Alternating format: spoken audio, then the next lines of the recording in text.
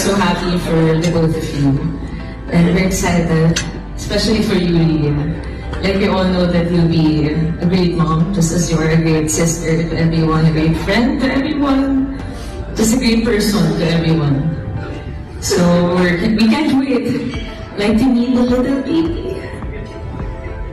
And Sanjo, congratulations also and happy birthday. Naiiyak siya. Naiiyak ka ba? Naiiyak ako kasi sobrang saya ko for them. Akala ko sa galing mag-English. Naiiyak din ako sa iyo, anxiety ko talaga. As in, over the top. I'm not used to this. Ako naiiyak din ako pag maubos na yung English. Pero yung congratulations, guys. Like, we can't wait to meet the baby Z. Thank you, May. Bagay na bagay sa yung gupit mo. Thank you! Siya gumupit?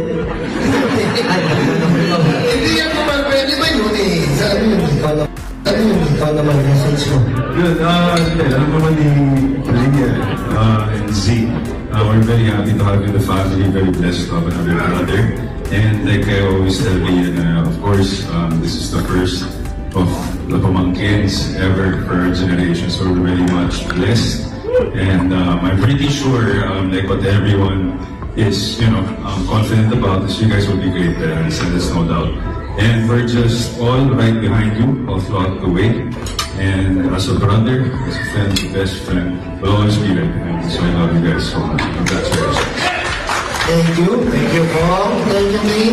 Thank you. We're always behind you. We're always behind you.